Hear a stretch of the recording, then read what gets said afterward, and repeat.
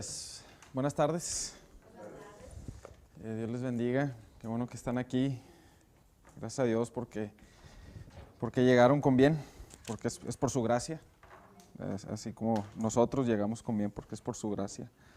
Aun y cuando definitivamente ahí aplica la palabra que no lo merecemos, porque vaya que hacemos cosas que nos salimos de donde debemos de ir, pero es donde aplica su gracia y también la corrección, y tenemos que agarrar la onda, ¿verdad? No nada más colgarnos de esa gracia y decir, pues siempre me va a sacar de...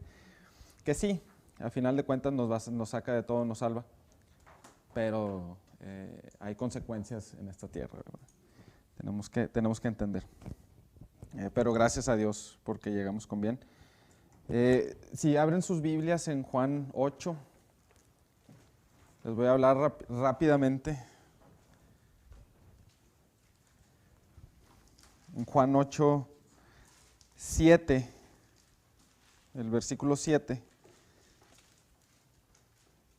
Me gusta mucho este pasaje. Es uno de mis pasajes favoritos y probablemente de la mayoría de los cristianos es uno de los pasajes favoritos o de los mínimo de los más conocidos, eso es seguro. Cuando a Jesús le presentan a la mujer que la habían pescado en adulterio y la traen a él y los fariseos o los que... los fariseos le hacen la pregunta, pero con la intención de probarlo, no con la intención de en realidad buscar una justicia sobre la mujer. Y saltándonos a la parte final de este pasaje, o más bien el clímax de este pasaje, dice: el que de vosotros esté sin pecado, sea el primero en arrojar la piedra contra ella.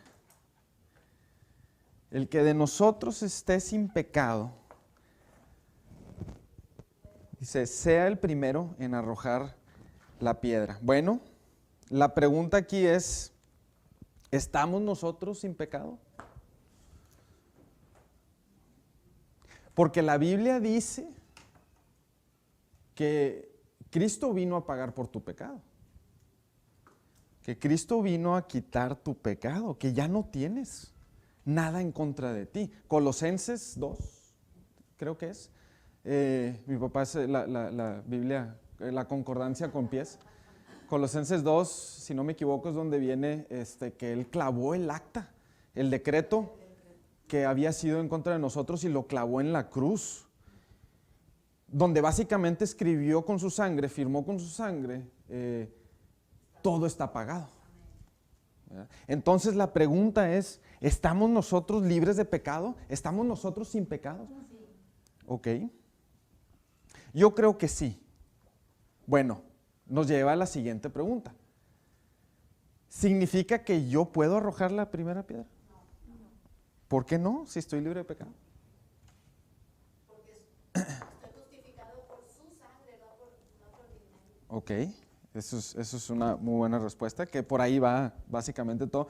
Entonces, esto es algo que parece darse la contra, es una paradoja. Y la definición de paradoja es algo que las dos cosas son verdaderas y parecen darse la contra. Pero o una es verdadera o la otra es verdadera. Una de las dos. El problema aquí es que no lo entendemos como lo debemos entender porque dejamos fuera toda la demás escritura. Entonces, no, la escritura no se está dando en la contra. De hecho, esto lo estamos platicando hace ratito mi papá y yo. Cristo vino a completar la ley, o sea, vino a dar un entendimiento, y eso es lo que se ha estado viendo aquí en todos estos viernes, ¿verdad? Cristo vino a completar la ley, vino a darnos una definición correcta de lo que la ley dada por Dios a Moisés. De hecho, en este pasaje dice, y en la ley nos mandó Moisés a apedrear a tales mujeres, ¿verdad? Nos mandó Moisés, y a Moisés, ¿quién lo mandó? Dios. De hecho, las primeras tablas fueron escritas por el dedo de Dios, ya las segundas ya, como aquí yo sé que ya lo han escuchado, fueron por Moisés después de que las quebró. Pero básicamente son mandatos de Dios. Entonces Cristo vino a decirnos, no, estás entendiendo mal. Porque sí podrías apedrear a la mujer si es que tú no tienes pecado. Entonces, ¿cuándo podemos apedrear a la mujer? ¿Cuándo podríamos nosotros apedrear a la mujer? Nunca. ¿Por qué? Porque ahora sí nos tenemos que ir a la definición que nos da aquí el griego de la palabra sin pecado. No significa sin pecado alguien que jamás pecó. La palabra sin pecado, sí significa alguien que jamás pecó, sí significa eso. La palabra aquí sin pecado viene del griego anamartetos, que significa alguien que no ha pecado, y número 2, alguien que no puede pecar. ¿Entramos nosotros en esa categoría? Es la pregunta. No entramos en la categoría de alguien que no puede pecar. Entonces lo que Cristo les está diciendo es, ¿acaso tú tienes la habilidad de no pecar? No, sí la tienes, ¿verdad? Lo que nos dice la Biblia, por ejemplo en Romanos 10:9, es que nosotros hemos sido salvos. O sea, si confesamos con nuestra boca que Jesús es el Señor y creemos con nuestro corazón que Dios lo levantó entre los muertos, seremos salvos. Es algo diferente y ya lo han platicado aquí. Yo sé que ya lo han platicado aquí, yo lo he escuchado aquí. Muchas veces lo he escuchado también de Rodrigo. Rodrigo lo acaba de platicar también en internet. Entonces, la palabra soso, que significa ser rescatados de, ser liberados de algo, eso sí aplica a nosotros. Nosotros fuimos rescatados de que alguna vez pecamos, ¿verdad? De que alguna vez sí cometimos un pecado. Entonces, lo que tenemos que hacer es identificar lo que la Biblia nos está diciendo en ese punto exactamente. Lo que nos está diciendo es, bueno, aun y cuando tú eres salvo, porque ese fue el mensaje de Cristo a lo largo de todo el Nuevo Testamento, aun y cuando eres salvo, bueno, ¿acaso tienes la capacidad tú? O sea, ¿eres infalible? ¿Eres alguien que no puede pecar? No. Entonces, el mensaje que les quiero dejar ahorita ya, y que últimos 1 o 2 minutos que voy a estar hablando antes de que pase mi papá, el pastor, es Romanos 2:1. Si podemos ir ahí a Romanos 2:1, rapidito.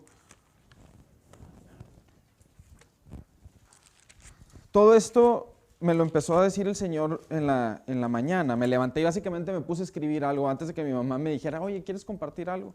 Le digo, no, claro que sí. No, me habías dicho ayer, pero esto, no, yo pensé que iba a hablar de otra cosa y el Señor en la mañana me dijo, y yo empecé a hablar de esto, porque he estado viendo y tengo un ejemplo. Sí. Que hay mucho, por ejemplo, los que se meten a Facebook, hay muchos mensajes acerca de lo que alguien más está haciendo y cómo se condena eso que alguien más está haciendo. Por ejemplo, el maltrato animal. Y yo estoy completamente en contra del maltrato animal. Bueno, casi, porque como carne. Ese es un tipo de maltrato animal. La gente, no toda, porque muchos sí son vegetarianos y tratan de seguir lo que están predicando, pero la mayoría de la gente que lucha en contra del maltrato animal, del cual yo estoy también en contra del maltrato animal, condena a las personas que, por ejemplo, practican cacería, a las personas que tienen vacas y pues las tienen que llevar un rastro, etc. Yo he tenido varias pláticas con esas personas. Entonces, yo les digo, ¿no te das cuenta de lo que tú estás haciendo que está apoyando el maltrato animal? Es que, ¿qué estoy haciendo? Le digo, exactamente, no sabes. Porque el tener un iPad, el tener un iPhone, el tener una pluma, el tener ropa, el tener muchas cosas implica un maltrato o una contaminación al medio ambiente implica de alguna manera algún daño que se le está haciendo indirectamente a terceros, bueno, en este caso a los animales. Les digo, yo entiendo tu indignación, yo sé hacia dónde va encaminada. El problema es cuando tu indignación se vuelve en odio en contra de la persona. Ahí ya la regaste. Está bien que sientas mal, debemos de sentirnos mal cuando hay una injusticia. El problema es cuando yo digo, es que, o sea, y de hecho esto lo he visto literalmente, es que yo ya tengo odio general por las personas. ¿Y te enorgullece decir eso? ¿Realmente te enorgullece decir eso?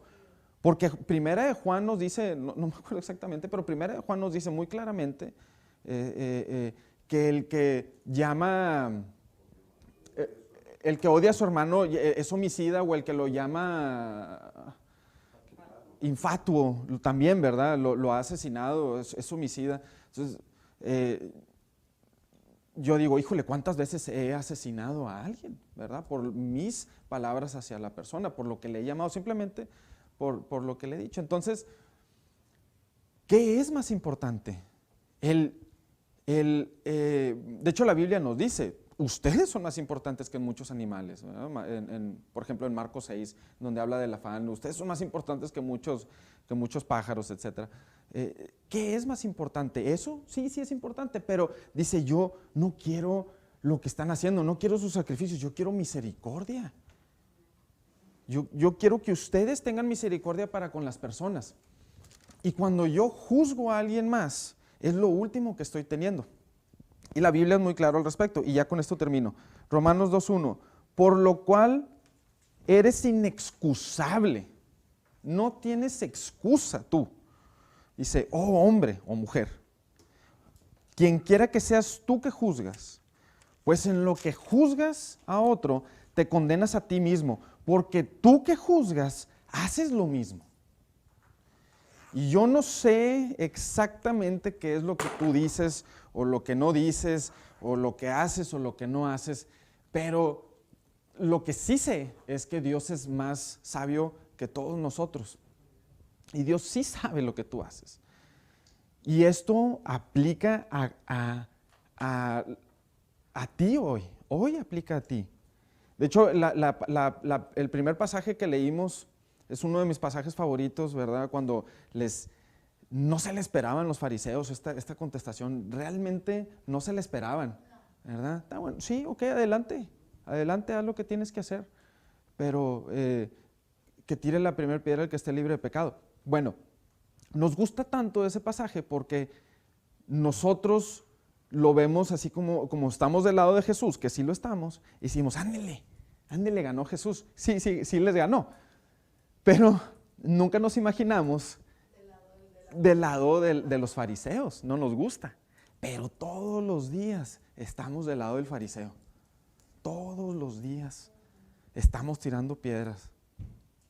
Estamos actuando como si nosotros no hubiéramos pecado o como si no tuviéramos la capacidad de pecar.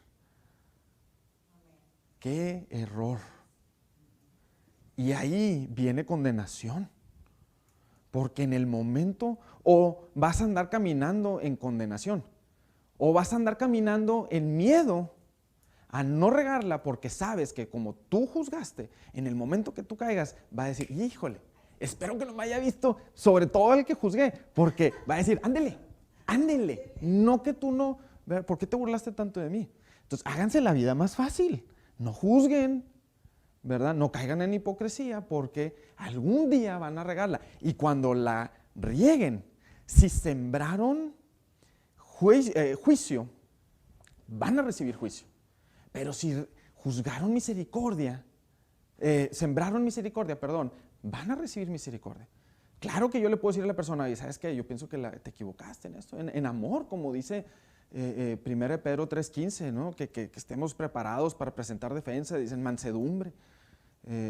O cuando exhortemos, ¿verdad? Todo tiene que ser en amor, como dice 1 Corintios 13 también. ¿Por qué? Porque lo vamos a necesitar, segurito lo vamos a necesitar. Entonces, Esto es algo que yo sé que el Señor nos ha estado hablando como iglesia, como grupo Vida de Fe, nos ha estado diciendo, si quieren llegar a algún lugar, si quieren crecer, deja de juzgar. Ponte tú a apedrearte primero a ti mismo antes de que apedrees a alguien más, ¿verdad? Porque vaya que eres buen abogado para contigo mismo, pero qué buen juez eres para con los demás. Debería ser al revés, ¿verdad? Somos buenísimos jueces para con los demás, pero con nosotros somos el abogado número 1 de la firma de Nueva York, ¿no? Defensor, ¿verdad? No, espérame, es que tú no conoces por lo que yo he pasado exactamente, pero tampoco, pero menos conoces por lo que el otro ha pasado, ¿no? Entonces, yo creo que el Señor nos ha estado hablando muy fuertemente de esto y nos va a hablar hoy. Yo sé que hoy nos va a seguir hablando muy fuertemente al respecto de esto. Vamos a orar. Señor, te damos gracias por tu palabra.